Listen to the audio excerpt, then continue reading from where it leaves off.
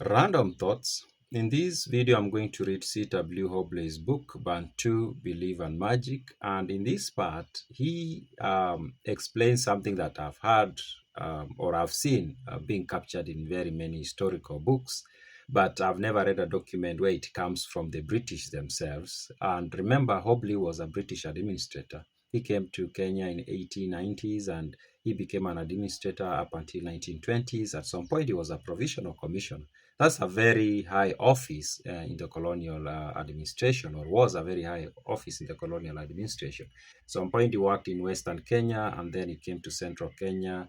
We can say Central Eastern Kenya because he does say that he served or he did administer the region where the Akamba are found, so Akamba and Kikuyu to some extent. And he makes this, or he writes this in his book, where he talks about the impact of the First World War on Africans, and in particular, how the involvement of Africans in that war became an issue that worried the British officials, because they thought that that war had exposed the Africans to a reality that they were not supposed to see. And the reality is that the Africans turned out to see that, or to realize that the Europeans were not superhumans. You have to understand that when it comes to colonization, a lot of it had to do with image. As much as we talk of weapons, superior weapons, and education and all that, or knowledge, a lot of it was image. The Europeans and the British, in particular in East Africa, managed to control the Africans, not just through force, but also through this illusion they created, this image they created. And the image, they were very careful in how they crafted this image. And the image was the image of the Europeans as superhumans. They are better than you people. They are more intelligent. They know a lot more than you people do. They are better in every way, which was just an illusion. It was just an image they created. And on the other side, I told somebody, I think yesterday in a comment section on TikTok, that he was like, how did the Europeans or the British come to believe that the Africans were disorganized and inferior? And I was like, no, they did not. They did not believe that, actually. They just created an image for us. So while they created an image that made us look terrible even to ourselves, they created an image for themselves that made them look to be superhumans. And that's how they were able to control or to have power for quite some time. And I'm going to read a part where Hobley expresses a fear that existed among British administrators and officials after the First World War, uh, because of what the Africans who had been enrolled in that war had seen, because that became like it was going to burst the bubble for Africans to realize, like, oh, these people are not superhumans. This is what he says.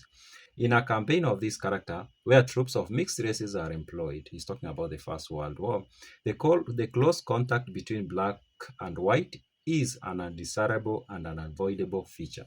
So there was no way they were going to avoid blacks and whites being in very close contact during the war. The black troops soon came to realize the physical disabilities of the Europeans and their vulnerability.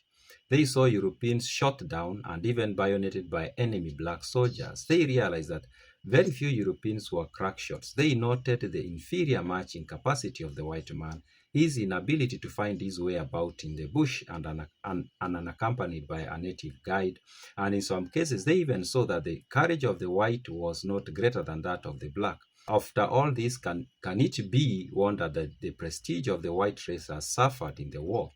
Is it surprising that the attitude of many of the blacks to the white man has altered? So he said, after the First World War, the attitude of the black people changed a little bit towards the white people, towards the Europeans in East Africa. And he says this is because of that exposure, the exposure of black troops, seeing the whites fighting and them realizing, okay, these people are not as talented and skilled, or more talented or more skilled or more courageous than we are. And that was a problem, he continues to say. The black has always been quick to realize who is in authority and who is not, and will still accede outward respect to representative of the government. But that is not the test, and the real criterion is his attitude towards the ordinary farmer or settler. This has been considerably modified during the war, and it is doubtful if the old traditional wide respect of the white by black can be entirely restored. So he says while the African, the black, continue to respect authority, the government, he was doubtful that the respect that existed for the ordinary white farmer or settler was going to remain. The African had realized that these people were not superhuman. These people were just like us. And that image, that mirage, that illusion was no longer working or was not going to work. And this is after the First World War. This is not the Second World War. And of course, other books will say that what happened during the Second World War contributed significantly to the emergence of Mau Mau because more Africans went to fight the Second World War, in fact, more than those who went to fight in the First World War. And they came back and they realized that these people have nothing that makes them superior than that, so that makes them that they should have a right to be our overlords.